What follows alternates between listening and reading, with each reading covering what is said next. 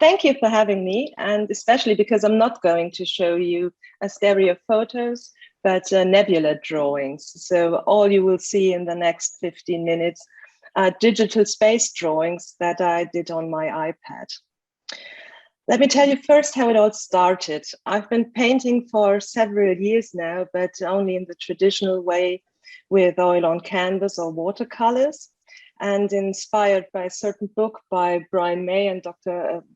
Brian May and David Kuntz, sorry, I painted my first nebula with watercolor, and I tried to convert it into 3D by using Google AI and Stereo Photo Maker, but it didn't come out the way I wanted. But the idea got stuck in my head, so I switched to digital drawings and got my iPad and the app Procreate, and I started drawing there. So this is one of my very first nebula drawings I did. That was done on several layers, and I created the depth by shifting the layers to get this effect. And there are no depth maps applied to that. If you're interested in how I did that, you can go to Pascal's Stereo site and you find an article about that. It was published in March, and you'll see how a how-to article and a gallery as well. So just take a look at that, because the next one I'm going to show you are all made in a different way. Because when David Kuntz read the article, he suggested that I should try a different technique by using depth maps on each layers to have more control and more opportunities to change the drawings. But I actually didn't have a clue about Photoshop, so I think he might regret it sometimes that he suggested that to me, because it A, took more than one lesson to show me, and B, he's practically involved in every drawing since then.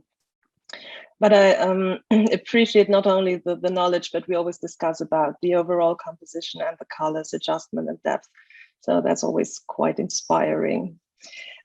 This is my first drawing I did. It's the Rosetta Nebula, and it's recreation of an existing or a real nebula, because I thought it would be a good start to do that, because it looked quite easy and I had the right brushes to do it. And so I drew several layers, and each layer has its own depth map.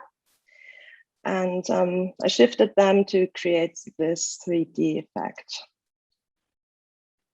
The next one is the M57 Ring Nebula. It's also a real nebula, and I like the colors and the shape of it. And the challenge here was to create this sort of sphere of bubble right in the center.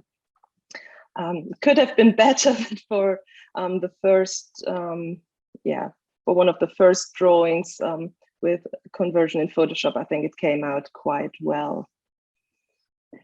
The next one is the Foxboro Nebula. It's not a copy, it's just inspired by the real nebula. And I really like the colors and the brightness and the bright stars in the middle. Credits to David for those. And you also see an improvement on the other stars, because in my early drawings, they used to be just one color, but different shape. And after some astronomy lessons, I learned that they have to be in different colors, but at least more or less the same shape. So they look a bit more realistic now, I hope. I always like to discover things in clouds, and some shapes are intended and some are not. And I started with, when I started drawing this one, I thought it would look like a skull. So I accentuated it to make it more look like a real skull. And David came up with the idea to add the dark cloud where the eye is. So we have Hamlet now, for obvious reasons. If I'm going too fast, just tell me. This one is the first drawing I did with Photoshop brushes. they're quite different from the ones I normally use on Procreate, because they're basically just one click, which is a bit boring and frustrating for an artist. So I always take the drawing to the app Procreate and change a bit about that. So here it's less the drawing itself, but more the depth, which makes it quite interesting, I think. This one is definitely one of my favorites. It's called the Phoenix. I've always wanted to draw a Phoenix Nebula, and I deleted several versions and I tried several things. And after many tries, this came out, and I was quite happy with that. And David suggested that I should add some dark lanes which come towards you. And I think that makes it even more dramatic. What are the original size or dimensions of these? What do you mean? What's the original size and dimension? Of the drawing? Yeah. This one was about 3,000 pixels each side. Because the detail is just remarkable. And these are purely digital. This is not watercolor. Absolutely. No, that's all done in Photoshop or Procreate, all on the iPad. There's nothing, no watercolor, no oil, no canvas. Okay, this one might look a bit boring in 2D, but it becomes more interesting when you look at it in 3D, because especially the bright areas come out much better. And it reminded me a lot of a question mark and an infinity sign. So it's called the Neverending Why. This one is a similar style, but different stars, and I added some nebulosity to it. And the dragon you might see, or hopefully see, was intended because I always wanted to draw a dragon. And you see the head at the top and the tail coming towards you at the bottom. It's called Julon, after a World of Warcraft cloud serpent, and I thought that would be a quite suitable name for it. This one has far less stars, but a lot of more glamour, I think. I was quite happy with the shape of it, but not with the color, and the depth wasn't mind-blowing in my first version. So it was David's part to change all that, and he made it a lot brighter and worked a bit on the depth. So we're having golden days now. Next one, please. Yeah, this one is my first galaxy, and it was really quite hard work to convince David to work on that, because it's just not realistic to see a galaxy in 3D like that. And the discussions about the stars were even worse. But in the end, I just wanted to try it, and yeah, so we finished this galaxy, and I think it was quite successful, although it's not really realistic, but I just call it artistic freedom.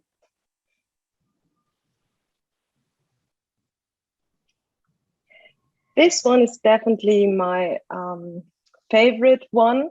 I like the brightness and the shape and actually everything about it. And I'm still quite surprised that I really did that one, because yeah, I started drawing that, and when it came out, I thought, wow, that's mine. Well, quite amazing.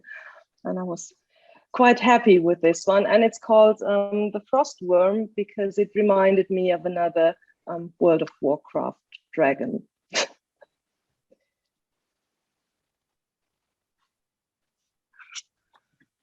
This one has quite a funny story, because when I posted this one, the next day we had an unexpected visitor in this nebula. Can you just click once, please? Yeah, the little dinosaur Terry appeared in it, and he stole the brightest star, and that was all done by Michael Taylor, who's a British contemporary painter, and he does a lot of 3D stuff as well. So I felt quite honored to find Terry in my nebula the next day. And he even did a new version for this presentation, because the previous one, the resolution wasn't good enough. So he just made this yesterday, I can show it here. And I can really recommend following him on Instagram. You find his IG handle here on the presentation. I can post it later in the chat if you like. He has 2 accounts, one for his paintings and one for the 3D stuff. And you find very interesting adventures of Terry, because Terry was also on Mars, where he ate parts of the Ingenuity so that it couldn't fly anymore. We don't have more 3D photos from Mars from it. The next one, please. Uh-oh, hang on, let me see if I don't know why. Glad that's not only happening to me. Yeah, there we go. Okay.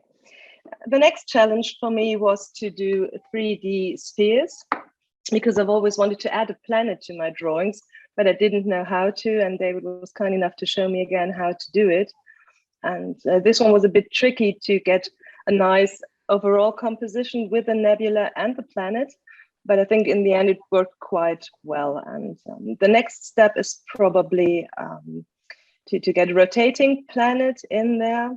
I think I can do it now if I remember it, but I don't have an idea about the drawing or the composition yet. So stay tuned. Maybe you'll find it someday on Instagram.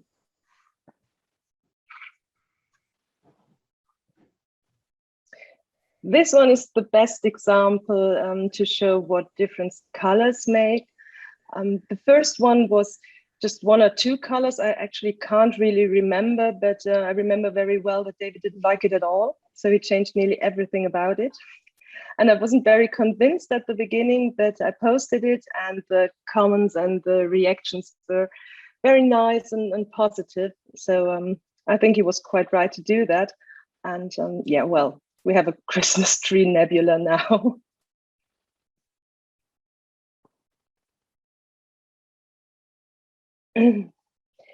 I talked about intended shapes before, and this is one that wasn't intended at all. I see now the head of an eagle. I don't know if you see that too, but many people saw that. But I just started drawing something bright orange with a lot of shiny stars and the dark lanes in the middle that come towards you to get a bit more drama. And I think it worked quite well. And in the end, yeah, I also had a shape, which was quite nice. This is the last one I'm going to show you. Just posted that last week. The original version was just rather bluish green. David changed it again.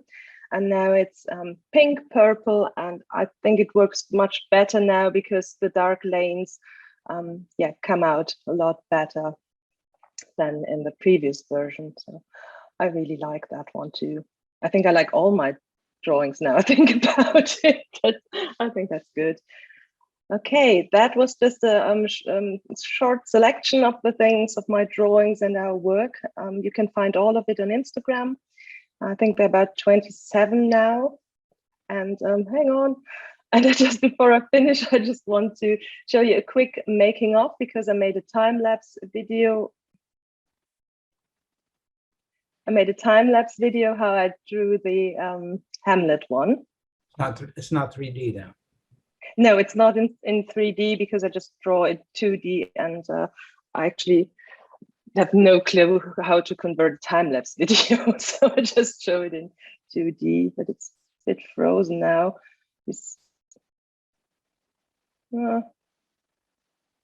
Am I the only one who's problem seeing that? It's okay. Yeah, it's moving. Okay. It's moving. Yeah, it's moving slowly, but moving. Okay. Well, you actually see how I draw the different parts of it and how I draw the depth maps. I always do them in Procreate because it's much easier for me to do them with a pencil, and then I save them and later apply them in Photoshop. So I think that's it. I got a little crazy there and I don't know why.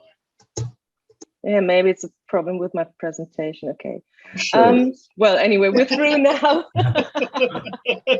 We're through with it now. Thanks for traveling with us. And now we're going Wonderful. back to Earth and answer your questions. It's great. Thank you. Yeah.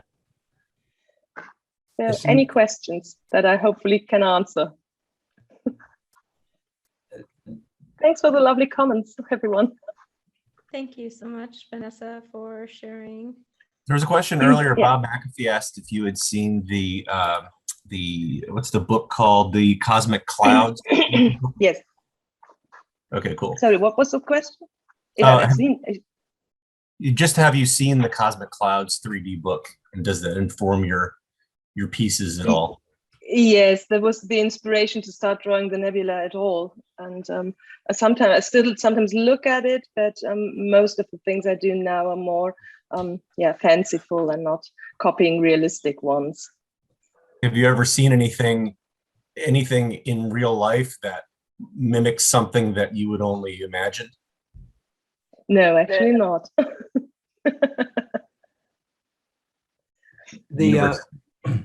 The left-right depth maps are absolutely impeccable. I mean, the 3D seems effortless. Is it a big struggle, or is it?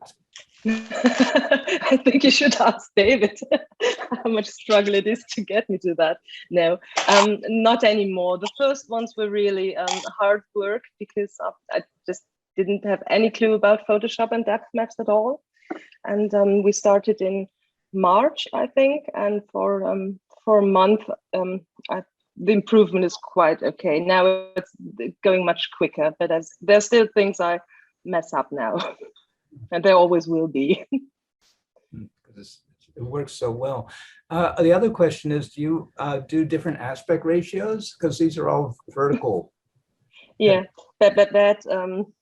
that's my weak point. I draw them for when I started it, they were all done for Instagram, and I had really struggles when I did my first stereo cards because they didn't work, and now I'm working on to get a reel with those, and it's really terrible that I just did them for Instagram. Bad idea. Instagram based. Okay. Yeah, bad idea. Have you printed out any of these? Have you actually had them? Yeah, the video you'll see next was very helpful for me to make some stereo cards. So I did stereo cards of the nebula with my first set, and they came out quite good. But I have no prints otherwise. That was the only thing I could imagine doing. All right, if there are no more questions. Thanks a lot. Thank you again, Vanessa. Thank you.